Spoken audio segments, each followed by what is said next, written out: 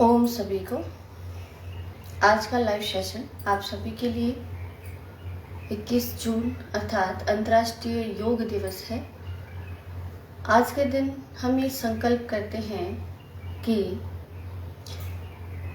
अपने शरीर को निरोगी बनाए रखेंगे और सिर्फ हम ही नहीं बल्कि अपने आसपास अपने परिवार में सभी को निरोग का संदेश, स्वास्थ्य का संदेश देंगे। इस बार का अंतर्राष्ट्रीय योग दिवस का जो थीम है हमारा वो है वसुधैव कुटुंब पर आधारित है। निसंदेह हम सभी उसी को प्रेरित करते हुए, उसी प्रेरणा को लेते हुए आगे बढ़ेंगे। तो आप सभी के लिए मैंने एक बहुत छोटा सा सेशन स्टार्ट किया है। इसमें आपके लिए जो अनुकूल आसन है, जो कॉमन ऐसे आसन जो आपके लिए लाभप्रद हो, उन्हें कुछ लिस्ट किया है और उसे आप अगर डेली लाइफ में भी अपनाते हैं तो बहुत आपको लाभ मिलेगा। कुछ ऐसे हेल्थ टिप्स हैं जो आपके लिए बहुत लाभप्रद होंगे। उम्मीद है कि आप सभी उसका लाभ लेंगे। यदि आप अभी ज्वाइन नहीं कर पाते हैं तो आप नेक्स्ट कभी भी इस लाइव को देख सकते हैं। पूरी तरीके से अगर क्लास को अटेंड किया जाए तो लगभग घंटा भर, 1 घंटा और 1.5 घंटा लगता है, लेकिन अभी आपको मैं कुछ सामान्य आसन ही बता पाऊंगी। उम्मीद है आप उसका लाभ लेंगे। आरंभ करते हैं हाथ जोड़ करके प्रार्थना से। ओम भूर्भुवः स्वः तत्सवितुर्वरेण्यं भर्गो देवस्य धीमहि धियो यो नः प्रचोदयात्। फिर एक गहरी सांस भरेंगे।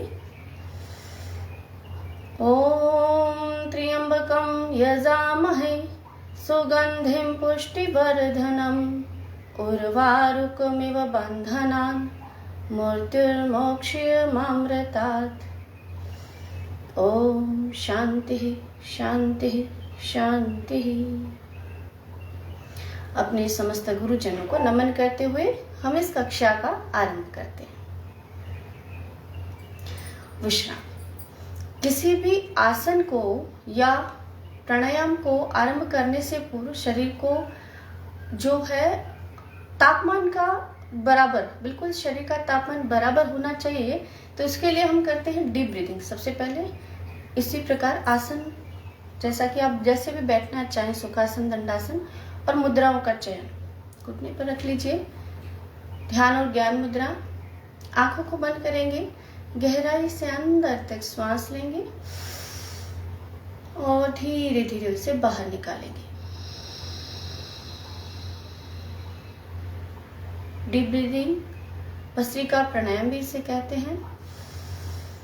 जब कोई भी आसन करते हैं उससे पूर्व शरीर को, उसके तापमान को हमें बैलेंस करना होता है। उसके लिए भस्त्रिका प्राणायाम सबसे अद्भुत प्रयोग है। फिर एक बार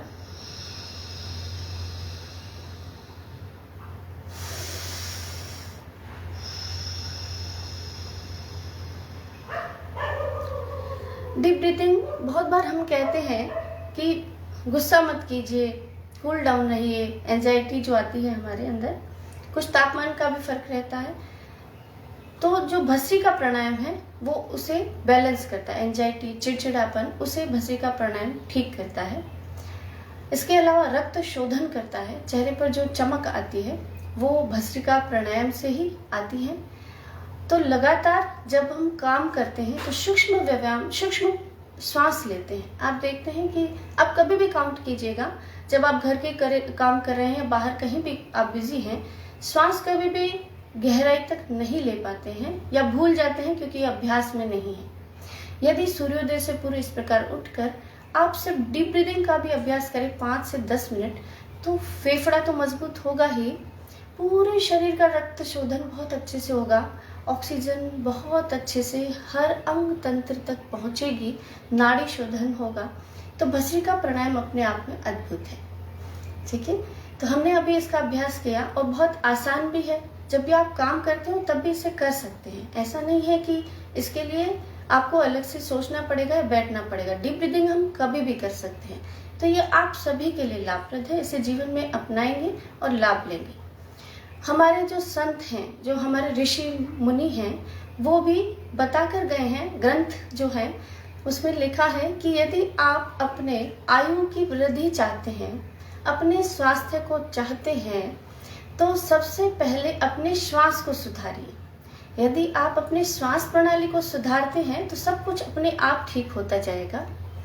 जैसे कि आपने बहुत से आयु वर्ग के लोगों को देखा होगा, पुराने जो हमारे थे, उन्होंने 80 साल, 100 साल, कईयों ने उससे भी ऊपर लिए हैं, क्योंकि पुराने समय में लगातार काम करते रहने, जो पॉल्यूशन होता नहीं था, तो उस प्रकार जो हमारा व्यायाम होता था काम के साथ डीप ब्रीदिंग का, तो वो हमें लाभ देता था। ठीक है, तो अब हम आगे बढ़ते हैं अपने अन्य व्यायाम के साथ जो हमें लाभ देते हैं।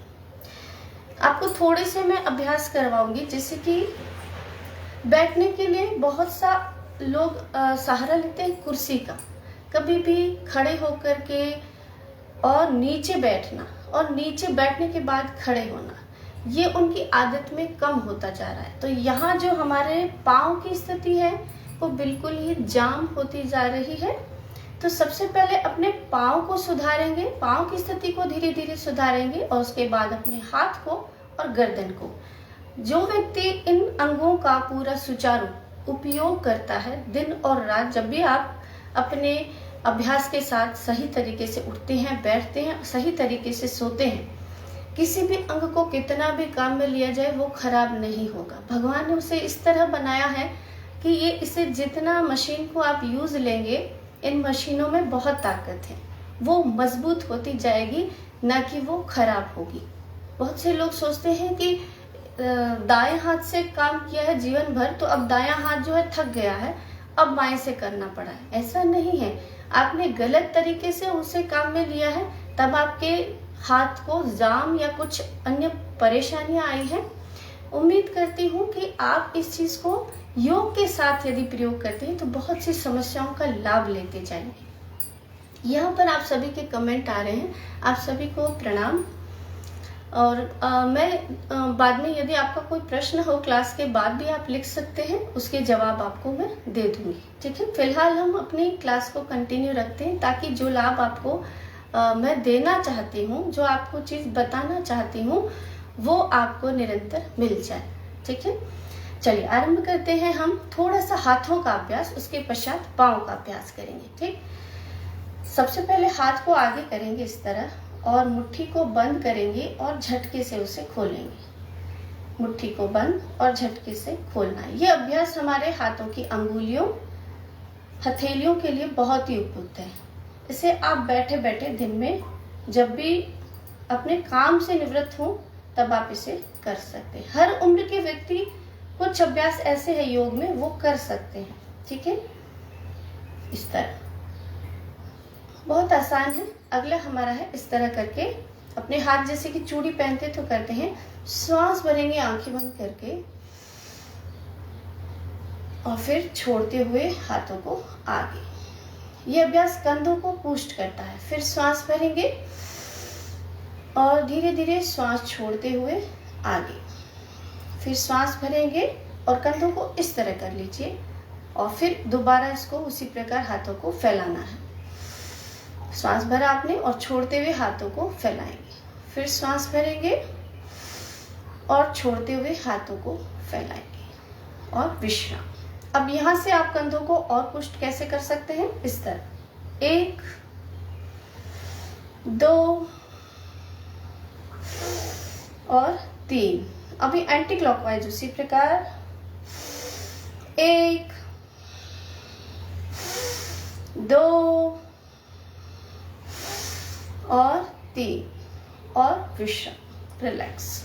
हाथ का एक बहुत अच्छा व्यायाम है सभी के लिए और हर प्रकार की समस्या के लिए बहुत अच्छा है। आप जब भी खाली बैठे हो, आप अपनी हथेलियों को इस तरह रख के और क्लैपिंग करेंगे इसको।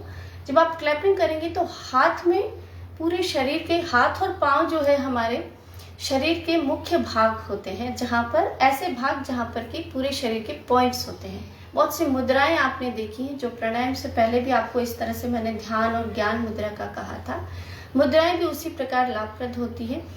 वैसे ही हाथों में जो पॉइंट्स हैं हमारे, वो पॉइंट्स एक साथ दबाने पर शरीर के सभी अंगों को ये मैसेज पहुंच जाता है कि हमें अब ठीक होना है। ठीक है, तो बहुत आसान है, बाकी आप बाद में कर सकते हैं, फिलहाल आप इसके बारे में करेंगे। जब भी आप बैठे हो क्लैपिंग करें। ठीक है, 1 2 1 2 3। ये क्लैपिंग कैसे करनी एक बार फिर बताती हूँ। 1 2 1 2 3। इस तरह आप लगातार क्लैपिंग करें तो हाथ के सभी पॉइंट्स आपके दबेंगे और आपको बहुत रिलैक्स फील होगा। ठीक, और उसके बाद आप इसको रगड़ें, अच्छे से रगड़ें और एक शरीर को बहुत अच्छी सी स्पर्श थेरेपी दें। जिस प्रकार माँ अपने बच्चे को सहलाती है, बच्चे को बहुत रिलैक्स लगता है, उसी प्रकार जब आप हाथ को रगड़ेंगे तो हाथ हमारे आवेशित हो जाते हैं, गर्म हो जाते हैं।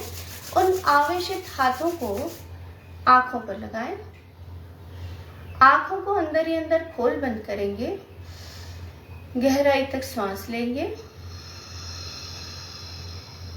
धीरे धीरे उसे बाहर निकालेंगे। एक अच्छी सी सुंदर सी कल्पना करेंगे, बहुत रिलैक्स, बहुत ही अच्छा महसूस होगा आपको। और फिर धीरे धीरे आंखों को बंद ही रखेंगे। स्पर्श थेरेपी को पूरे अपने शरीर पर यूज लेना है। सिर पर स्पर्श करेंगे, अपने कमर पर, पेट पर, सभी जगह। अगर आपके शरीर में कहीं पर अंग है, दर्द है, तो उस अंग तंत्र पर, मान लीजिए घुटने पर दर्द है, तो वही स्पर्श थेरेपी आपको बहुत देर तक घुटने पर करनी है। ठीक है, आंखों को बंद ही रखना है जब तक हम पूरे शरीर पर स्पर्श न कर लें। पाँव के पंजों पर, जैसा मैंने हाथ पर पॉइंट्स बताए थे, पाँव के पंजों पर भी पॉइंट्स होते हैं, तो उसे इस प्रकार दबाएंगे अपने अंगूठे की सहायता से। इस तरह रिलैक्स, गहरी लंबी सांस लेंगे और फिर वापस से हाथों के दर्शन करके आंखें खोलेंगे। यहाँ पर हाथों पे बहुत चमक आती है, बहुत ऊर्जावान हो जाते हैं जब अपने हाथ को बहुत अच्छे से क्लैपिंग करने के बाद और रगड़ करके पूरे शरीर को स्पर्श करते हैं। आपका पॉइंट्स माधवी जी मैंने ध्यान रखा, और ये किसी का भी हो सकता है। बहुत सी चीजें हमें ज्ञान नहीं होती, जबकि ये बहुत कॉमन है। ठीक है, फिलहाल हम बात करते हैं योग की। योग और क्या दे सकता है? योग, बहुत से लोगों को लगता है कि हम करेंगे तो कुछ दर्द हो जाएगा शरीर पे, क्योंकि बहुत से आसन जो है वो कठिन भी होते हैं। जब आप योग धारण करते हैं, जब आप योग में जुड़ते हैं, तब शुरुआत बहुत साधारण से, सिंपल से आसन के साथ होती है और बहुत ही सूक्ष्म प्रभाव पड़ता है उस पर, और धीरे धीरे शरीर खुलता जाता है और आप ऐसी स्थिति में पहुंच जाते हैं जहाँ और अभ्यास आपको प्रेरित करते हैं। इसे कहते हैं चेतना का खुलना। तो योग सिर्फ यह नहीं है कि आपके शरीर को खोल रहा है, वो आपकी मानसिक चेतना पर भी असर डालता है। और जैसे जैसे मानसिक चेतना बढ़ती जाती है, वैसे वैसे शरीर और सोचने की क्षमताएं, शरीर तो पुष्ट होगा ही, मजबूत होगा ही, सोचने की क्षमता, समझने की क्षमता पर बहुत ही प्रभाव पड़ता है। तो चलिए अब अगला हम अभ्यास करते हैं अपने पाँव का। हमने हाथों का किया अभी, और हाथों के कुछ पॉइंट्स भी आपको बताए हैं। उसी प्रकार थोड़ा सा पाँव का अभ्यास करेंगे। उसके बाद एक आसन में आपको बताऊंगी जो हर किसी के लिए लाभप्रद है। ठीक है, सिर्फ एक आसन तक पहुंचने के लिए इन सूक्ष्म छोटे छोटे आसन को हमें करना होता है। तो वहां तक पहुंचने का मार्ग भी बहुत आसान है। उम्मीद है आप सभी वहां तक मेरे साथ जो है अभ्यास करेंगे। आसन भी कई तरह के होते हैं, बैठने के तरीके आपके ऊपर निर्भर करते हैं। किसी किसी को घुटने में दर्द होता है तो वो इस तरह पाँव को सीधा करके दंडासन में बैठ सकते हैं। जिन्हें पाचन संबंधित समस्याएं हैं वो वज्रासन में बैठे। इस प्रकार भोजन करने के पश्चात पहले अपने दाहिने पाँव को नीचे, फिर बाएं को नीचे, और फिर कमर बिल्कुल सीधा। हाथ को इस तरह रख सकते हैं। गहराई तक श्वास लें, छोड़े, श्वास लें, छोड़े। ये जो अभ्यास है ये पाँव के लिए बहुत अच्छा है, लेकिन जिनके घुटनों में पहले से समस्या है उनके लिए बहुत नुकसानप्रद है। अगर आपके घुटनों में समस्या है तो आप कभी भी वज्रासन में नहीं बैठेंगे, तब आपके लिए उल्टा हो जाएगा, तब घुटनों पे असर पड़ेगा, ठीक है। और यदि घुटने ठीक है तो आप इस तरह बैठ सकते हैं। पाचन तंत्र जो है वो ठीक होगा तो बहुत से अंग तंत्र इसमें ठीक होंगे, ठीक है। बैठने का एक अभ्यास और बता रही हूँ। दंडासन और वज्रासन दो मैंने आपको बताए, उसी प्रकार आपको बता रही हूँ पद्मासन, ठीक है। बहुत से लोगों का सुखासन भी नहीं लगता है, पद्मासन तो हम बाद में बात करेंगे इसका कैसे होगा। बहुत ही आसान है। आप अपने एक पाँव को, जो राइट पाँव है, उसको अपनी पंजे को उठा करके थाई पे रख लीजिए, ठीक है। ये इस प्रकार रखा है मैंने। अब दूसरे पाँव को भी उसी प्रकार उठाकर दूसरी थाई पर ऐसे, ये क्रॉस इस तरह हुआ। और बिल्कुल अपने हिप्स पार्ट को जमीन से बिल्कुल थोड़ा सा ऊपर रखते हुए कमर को सीधा रखेंगे इस तरह, हाथ में मुद्राओं का चयन। अब यहाँ पे घुटने का और नीचे का पार्ट पूरा जो टच है, जमीन से मेरा टच है, तो ये जो अभ्यास जब नीचे टच हो जाता है तो कमर अपने आप स्वतः सीधी हो जाती है। तो यहाँ कमर का अभ्यास, कमर पर बहुत अच्छा लाभ मिलता है। और जब हम ध्यान साधना के लिए बैठते हैं तो बहुत बहुत रिलैक्स लगता है, बहुत अच्छा सा ध्यान लगता है। उसके लिए पद्मासन सबसे उपयुक्त है। महर्षि पतंजलि ने इसे पद्मासन के अलावा सिद्धासन को बहुत अच्छा कहा है और सुखासन को बहुत अच्छा कहा है। अब सिद्धासन और सुखासन क्या है, थोड़ा सा ये भी बता देते हैं। पाँव को इस तरह खोल लें, अपने सीधा करेंगे। आपने पद्मासन लगाया तो आपने पाँव को क्रॉस किया, एक थाई पे रखा था। अभी मैं बता रही हूँ, एक पाँव को इस तरह रखा और दूसरे को नीचे, जैसे सुखासन में रखते हैं वैसे नीचे ही ले जाना है। अब आपका एक पाँव दोनों जंघाओं के मध्य इस तरह रहेगा थोड़ा सा, और ये हमारा हुआ सिद्धासन। हाथ में मुद्राओं का चयन, कमर सीधी, गहराई तक श्वास, और धीरे धीरे उसे बाहर निकालेंगे। फिर से एक बार,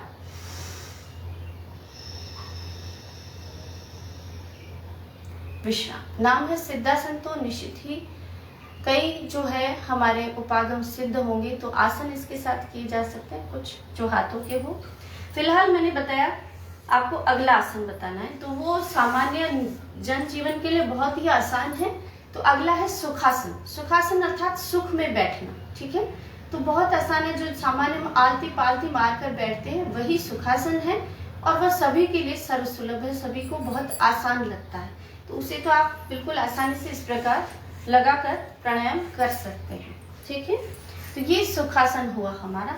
लेकिन समस्या ये है कि क्या सुखासन भी एक आसन है? ये तो सामान्य लग रहा है। वास्तव में सुखासन यदि आप करके बैठते हैं, आप सुबह से लेकर रात्रि तक की अपनी दिन भर की जो कार्य प्रणाली है उसमें देखेंगे आप सुखासन में भी नहीं बैठते हैं, या मुश्किल से कोई 1 या 2 बार बैठता होगा। जो व्यक्ति सुखासन में बैठता है, जब भी जो भी कार्य कर रहा है, दिन में लगभग 10 बार 15 बार उसे बैठना है, तो कुर्सी पर न बैठकर, पलंग पर न बैठकर, यदि नीचे बैठकर, जमीन पर बैठकर आप अपना अभ्यास करें। अगर काम करना है तो काम करें, सब्जी काटना है, जो भी करना है, तो आप इस प्रकार बैठकर करें, तो पाँव की बहुत सारी समस्याएं आपकी ठीक होती हैं। क्योंकि यहाँ हमें बहुत से लोगों को मैंने देखा है कि वो कुर्सी से नीचे नहीं उतरते, तो पाँव बिल्कुल जाम हो जाते हैं। यहाँ पे जो जंघाएं हैं वो बिल्कुल जाम हो जाती हैं, तो नीचे बैठना उनके लिए दुष्कर हो जाता है। तो ये जो सुखासन है अपने आप में बहुत महत्वपूर्ण है। अब सुखासन से हम खड़े कैसे हों, ठीक है। बिना हाथ लगाए यदि आप खड़े होते हैं तो हमारे शरीर में इतनी ताकत तो होती है कि हम खड़े हो जाएं, लेकिन बहुत बार हम हाथ लगाकर इस तरह या इस तरह हाथ लगाकर खड़े होते हैं। ये सबसे गलत तरीका है। बहुत आसान है बिना हाथ लगाए खड़ा होना, ठीक है। अपने पाँव को इस तरह रखेंगे। अब यहाँ से वापस बैठने की कंडीशन में ऐसे आएंगे और यहाँ से हम सीधे हो जाते हैं, बहुत आसानी से खड़े हो जाते हैं। तो ये बहुत ही आसान है। तो उम्मीद करती हूँ कि ये आपको बैठने के कुछ आसन बहुत ही अच्छे से समझ में आए, ठीक है। चलिए अब कुछ अभ्यास जो मैंने बताया कि पाँव के अभ्यास बताने हैं मुझे, तो मैं आपको थोड़े से पाँव के अभ्यास बता देती हूँ, उसके बाद हम मुख्य आसन पर पहुंचेंगे। ठीक है, पाँव के पंजों को पहले अपने पाँव में थोड़ा सा डिस्टेंस लीजिए इस तरह, और अभी अपने दोनों हाथ को इस तरह लॉक करें। हाथ को पीछे लेकर जाएं अपने जहाँ पे चोटी बांधते हैं, और पंजों के बल आपको ऊपर उठना है। ठीक है, श्वास भरते हुए हाथ को भी ऊपर उठाना है। बहुत ही अच्छा और सरल है। और फिर श्वास छोड़ते हुए नीचे। यहाँ शायद आपको दिखाई न दे रहा हो तो मैं थोड़ा सा और कैमरा को ठीक कर देती हूँ। फिर से अपनी स्थिति में आएंगे। पाँव को थोड़ा सा इस तरह स्पेस, जो कंधों का डिस्टेंस है वही डिस्टेंस पाँव का होता है जब आप स्थिति में खड़े हो, या फिर आप सटा कर खड़े होंगे। लेकिन यहाँ हमें बैलेंस बनाना है अपने शरीर का, ताकि हम नीचे न गिर जाएं। तो इस तरह कंधों जितने डिस्टेंस आपके पाँव में हो, उसके बाद अपने हाथ को इस तरह लॉक करेंगे और पीछे जहाँ पे चोटी होती है वहां पर रखेंगे। अब श्वास भरते हुए हाथ को ऊपर पंजों के साथ, पंजे हमारे ऊपर, और फिर श्वास छोड़ते हुए नीचे। ये अभ्यास सूर्योदय के समय आप करें, और फिर धीरे धीरे नीचे, फिर एक बार, और फिर धीरे धीरे नीचे। पूरा ऊपर आने के लिए थोड़ा सा और करके एक बार फिर से, और फिर धीरे से नीचे। श्वास भरना और छोड़ना है, उसके पश्चात विश्राम, रिलैक्स। तो ये बहुत ही आसान है। पाँव के लिए अभ्यास बहुत ही अच्छा है। घुटने मजबूत होते हैं, पंजे भी मजबूत होते हैं। ठीक है, घुटनों का एक अभ्यास, बहुत से लोगों को समस्या होती है कि अभ्यास कैसे करें, घुटनों में पेन रहता है ना। तो घुटनों का व्यायाम है थोड़ा सा, वो भी बता देती हूँ। इस तरह आप हाथ रखेंगे और इस तरह थोड़ा थोड़ा रोटेट करेंगे। 1, 2 और 3, ये हमने क्लॉकवाइज किया है। इसे दोबारा उल्टी साइड, जो भी आपने किया है, जैसा भी आपने रोटेट किया, उसका उल्टी साइड आपको उसी प्रकार 3 बार रोटेट करना है। और उसके पश्चात दोनों पाँव को सटा लें और एक साथ रोटेट करना है इस तरह। 1, 2 और 3। अब एंटी क्लॉकवाइज जैसा आपने रोटेट किया उसका उल्टा रोटेशन, 1, 2 और 3, और फिर विश्राम, रिलैक्स। बहुत ही अच्छा आसन है घुटनों के लिए। तो हमने पंजों पे अभ्यास किया, घुटनों पे अभ्यास किया। अब हमारा अगला अभ्यास जो कि हमारे लिए आवश्यक है, ठीक है, वो है अर्धचक्रासन। थोड़ा सा इसे जो भी अभ्यास करेंगे, जिनको कमर में पेन होता है उनके लिए बहुत अच्छा है। हाथ को इस तरह रखेंगे, पाँव में थोड़ा सा बैलेंस लेंगे, थोड़ा सा डिस्टेंस, और श्वास भरते हुए इस तरह पीछे जितना आप जा सकते हैं। याद रखिए, योग में कोई भी बाध्यता नहीं है कि आपको लक्ष्य बताया वहां तक आज ही पहुंचना है। धीरे धीरे पहुंचते हैं, तो जितना आप जा सकते हैं उतना आप पीछे की ओर जाएंगे। पहले अपने पाँव को संतुलित कर लें और फिर श्वास भरते हुए पूरा जितना आप जाए उतना पीछे, और फिर श्वास छोड़ते हुए सामने। इसे एक बार फिर से करेंगे।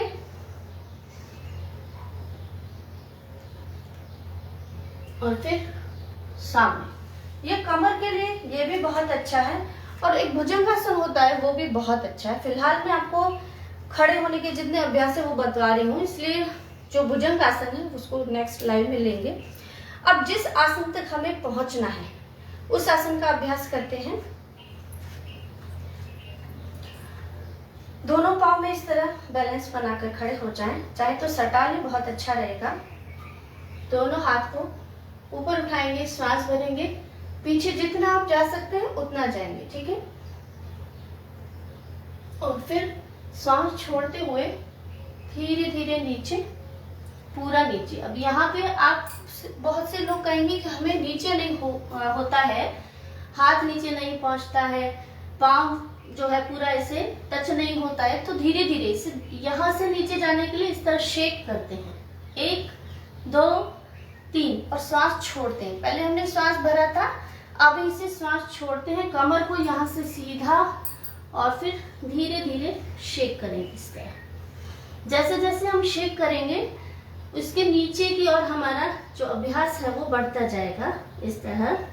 गर्दन को बिल्कुल ढीला छोड़ लीजिए, ये पोर्शन बिल्कुल ढीला हो और पूरा नीचे जाने का प्रयास करेंगे। इस तरह हम पूरा नीचे जाएंगे और आप चाहे तो इसके लिए थोड़ा फोर्स आप यहां से लगा सकते हैं। इस तरह धीरे धीरे धीरे धीरे श्वास छोड़ते हुए और फिर श्वास भरते हुए वापस से ऊपर आएंगे, पूरा श्वास भरेंगे और फिर सामने आते हुए विश्राम, रिलैक्स। तो ये हमारा अभ्यास था और यहाँ तक पहुंचने के लिए हमें दूसरे छोटे अभ्यास जैसे कि पांव और हाथ के करने होते हैं। एकमात्र इसी अभ्यास से बहुत पसीना आ जाता है, बहुत सारी ऊर्जा जो है वो हमारी खर्च होती है, क्योंकि यहाँ मांसपेशियों पर भी व्यायाम होता है, उनका भी होता है। तो सबसे पहले पसीना वहीं आएगा जब आपने उन्हें हिलाया है, ठीक है। तो ये हमारा अभ्यास पूर्ण हुआ। चूंकि लाइव बहुत छोटा है हमारा, तो मैं जितना बता सकती थी मैंने आपको काफी अच्छे आसन बताए हैं। तो अब हम थोड़ा सा प्राणायाम की बात करते हैं। प्राणायाम में वैसे तो पूरे बहुत से प्राणायाम हैं हमारे, लेकिन एक प्राणायाम मैं आपको बताऊंगी माइंड रिलैक्सेशन के लिए, बहुत ही अच्छा है, ठीक है। उसमें एक मुद्रा भी बता रही हूँ, अगर आप सिर्फ उतना ही अभ्यास करें तो भी बहुत बहुत लाभ मिलेगा। बहुत बार तनाव की स्थिति आती है जब हम अपने आप को नियंत्रित नहीं कर पाते हैं और जो हमारा गुस्सा है वो बाहर आ ही जाता है। बहुत बार ऐसा होता है कि ऐसा करते करते डिप्रेशन अवसाद में भी चले जाते हैं। हम बात कर रहे हैं यदि अवसाद की, डिप्रेशन की, तो बता दूं आपको कि अवसाद जो है वो किसी भी कार्य को करने के समय जो हमारी असामान्य अवस्था है, जो भी काम कर रहे हैं, चाहे हम उठ करके कुर्सी पर बैठ रहे हैं, बैठने के बाद खड़े हो रहे हैं, अपने जो दैनिक कार्य कर रहे हैं, चल रहे हैं, लोगों से बात कर रहे हैं, तो ये जो सारी हमारे दिन भर की क्रियाकलाप है, इन सभी क्रियाकलाप में जो असामान्य व्यवहार है हमारा, वो अवसाद को बताता है। अब यहाँ पर मैं थोड़ा सा क्लियर करूंगी, अवसाद और उदासी क्या ये दोनों एक ही हैं? तो बताऊंगी कि नहीं। उदासी और जो अवसाद तनाव है वो एक नहीं है, ठीक है, क्योंकि उदासी किसी एक प्रॉपर विशेष कारण से आती है और एक निश्चित समय के बाद चली जाती है। तो उदासी अलग चीज है। हम किसी एक विषय से दुखी होकर के कुछ समय तक उदास रह सकते हैं, लेकिन लंबे समय तक नहीं रहते हैं। जबकि जो अवसाद है वो किसी भी वजह से हो सकता है, स्वास्थ्यगत कारणों से हो सकता है कि लगातार शरीर से परेशान है, रोग से ग्रसित हैं और उसे ठीक करने के लिए कुछ करने के लिए खड़े नहीं हो पा रहे हैं, ठीक है। और भी बहुत से कारण हैं जो व्यक्तिगत कारण हो सकते हैं। तो उसके साथ उस चलते चलते व्यक्ति का जो माइंड है इतने दबाव में आ जाता है कि वो असामान्य व्यवहार करने लगता है। तो उसे ठीक करने के लिए एक अभ्यास बता रही हूँ, और सिर्फ मैं यहाँ पर बात अवसाद की यानी डिप्रेशन की नहीं करूँगी। सामान्य जीवन में भी यदि आप इसे अपनाएं, अगर थोड़ा बहुत भी चिड़चिड़ापन है तो उसे आप, जैसे मोनोपोज, उससे भी बहुत सी महिलाएं जो है वो अपने व्यवहार को नियंत्रित नहीं कर पाती हैं और उससे पूरा परिवार जो है वो प्रभावित होता है। तो आइए एक आपको मैं मुद्रा बता रही हूँ। उसके लिए अपने दोनों हाथों को इस तरह रखेंगे जैसे कि हम सटा के रखते हैं, थोड़ा सा पास में। अब इसके पश्चात आपको क्या करना है, आपकी जो प्रथम 2 अंगुलियां हैं इसे इसी ऐसे ही रखना है, बाकी सभी अंगुलियों को इंटरलॉक कर लेना है।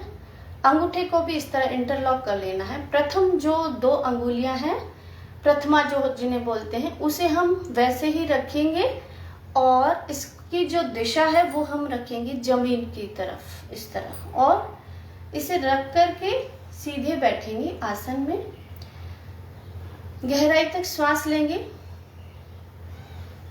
और धीरे धीरे उसे बाहर निकालेंगे। ये जो मुद्रा मैंने बनाई है, इस मुद्रा का नाम है क्षेपण मुद्रा।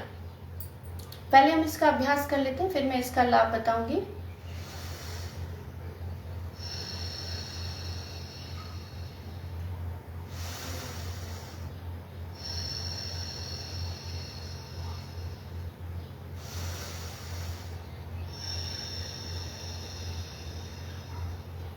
और विश्राम, रिलैक्स।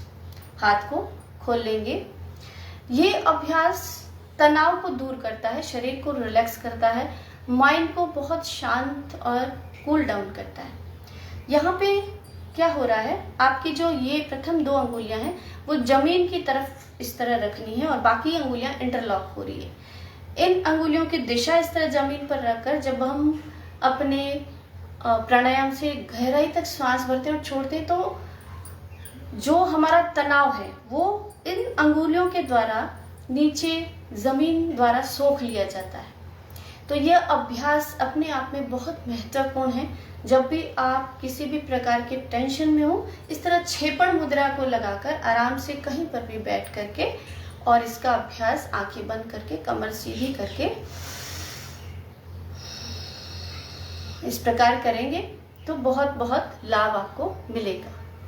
उम्मीद करती हूँ इसका आप लाभ लेंगे, इस मुद्रा का और इस अभ्यास का भी लाभ लेंगे। इसके अलावा जो महत्वपूर्ण हमारा अभ्यास है वो प्राणायाम है ध्यान।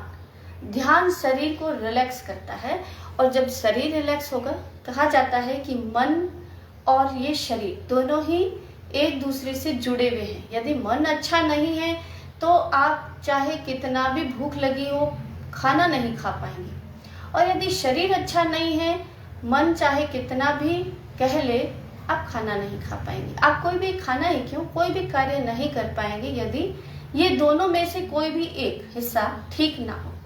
तो दोनों को स्वस्थ रखेंगे। मन के लिए भी बहुत से उपागम है। जब हम प्राणायाम करते हैं तो मन प्रसन्न होता है। आसन करने पे कौन प्रसन्न होगा? शरीर प्रसन्न होगा। और प्राणायाम करने पे कौन प्रसन्न होगा? शरीर तो अच्छा होगा ही, ठीक होगा ही, यहाँ पे मानसिक असर प्राणायाम का पड़ता है। तो सबसे बेहतर कौन है? सवाल उठता है कि क्या हम आसन करें या प्राणायाम करें। हमें आसन अपने शरीर के सामर्थ्य के अनुसार करने होते हैं और प्राणायाम हम सभी कर सकते हैं। कोई भी वृद्धजन है तो वह भी कर सकता है और युवा भी कर सकता है, चाहे कोई बीमार है तो वो भी कर सकता है। तो प्राणायाम के लिए कोई बाध्यता नहीं है, ठीक है। और प्राणायाम जब ओवरऑल सब तरह से ठीक कर रहा है, मानसिक जो हमारे समस्याएं हैं उसे भी ठीक कर रहा है, शारीरिक समस्याएं उसे भी ठीक कर रहा है, तो वो मुझे लगता है कि वो ज्यादा बेहतर है, ठीक है। तो प्राणायाम का अभ्यास बहुत बहुत लाभकारी होता है। यदि आप क्लास या सेशन अटेंड करते हैं तो प्राणायाम पर बहुत अधिक ध्यान दीजिएगा और उसे बहुत ध्यान पूर्वक कीजिएगा। सचमुच बहुत शरीर को अच्छा लगेगा, मन को भी अच्छा लगेगा। अब हम बात करते हैं ध्यान की। तो ध्यान को करने के बहुत से तरीके हैं। फिलहाल मैं आपको बहुत सिंपल सा तरीका बताऊंगी। हाथ में इस तरह ध्यान और ज्ञान मुद्रा और घुटने पर इसे रखेंगे। कोहनी आपकी इस तरह कमर से सटी हो, प्रयास रखें और फिर कमर सीधी करके आंखों को कोमलता से बंद करके गहराई तक श्वास भरेंगे और धीरे धीरे उसे बाहर निकालेंगे। अब यहाँ पर हमें ध्यान करना है। ध्यान किसका करना है? मन ही मन ओम का जाप करेंगे।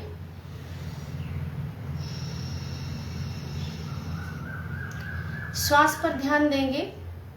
यदि विचार हमारे अंदर बहुत से आ रहे हैं तो उसे आने देंगे।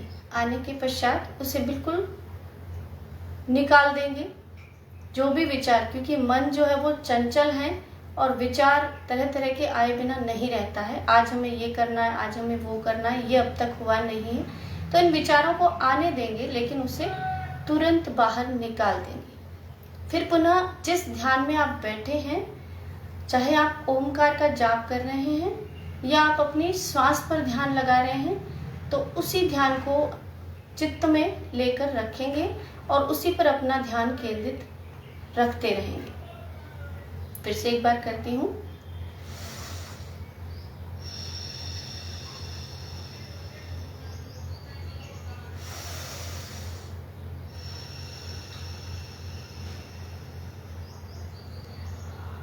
अब अपने हाथों को उसी प्रकार थोड़ा सा रगड़ कर गर्म करेंगे, अच्छे से गर्म होने देंगे। आंखों पर लगाएंगे, आंखों के बंद रखेंगे और खोल बंद भी कर सकते हैं और बंद भी रख सकते हैं। यहाँ पर हम ध्यान का दूसरा स्टेज भी कर सकते हैं। ईश्वर का स्मरण, ईश्वर की छवि को अंदर ही अंदर देखेंगे।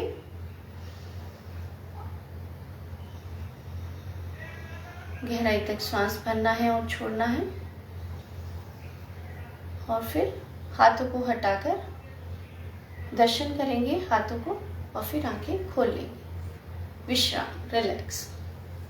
तो ये हमारा था ध्यान पर अभ्यास, जो आप अलग अलग उपांगों पर लगा सकते हैं। खासकर प्राकृतिक जो माध्यम है, जैसे कि पक्षियों का चहचहाना या किसी प्रकार का कोई भी आपको लगता है कि पानी की नदी, जो नदी बह रही है उसकी कलकल की आवाज़ है, तो उस पर भी आप अभ्यास कर सकते हैं। वायु बह रही है अगर धीरे धीरे मध्यम गति से, तो बहुत बहुत स्तर ऊपर जाता है, तब आपको वायु की भी आवाज़ सुनाई देने लगती है। तो ये धीरे धीरे अभ्यास पर है कि आप कितने ध्यानपूर्वक इन अभ्यासों पर अपने ध्यान को केंद्रित करते हैं। कहा जाता है हर काम को ध्यान से कीजिए, तो ध्यान तो हमारे जीवन में हर जगह, कण कण में, हर बात में मौजूद है। ठीक है, सिर्फ उसे अपने जीवन में उतारने की जरूरत है। उम्मीद करती हूँ आज का सेशन आपको बहुत लाभप्रद लगा होगा, और आप आगे भी मैं कोशिश करूँगी इसी प्रकार लाइव सेशन लेने की। आपको बहुत से नए नए तरीके, नए जो उपांगों हैं योग के, उनसे अवगत कराने का प्रयास करूँगी। तो इसमें आप चाहें तो नीचे अगर आपको कोई प्रश्न करना है तो आप कर सकते हैं, और जो आपके अभी कहीं कुछ प्रश्न हैं, कमेंट है, तो मैं आपको बाद में पढ़कर आपको उसका जवाब लिख दूंगी। तो फिर नेक्स्ट कभी सेशन में मिलेंगे, तब तक के लिए सभी को नमस्कार, जय श्री कृष्णा। पेज को लाइक अवश्य करें ताकि आपको अन्य सभी, अगर मैं सेशन दूं और लाइव करूं तो आप फिर से देख पाएं। धन्यवाद।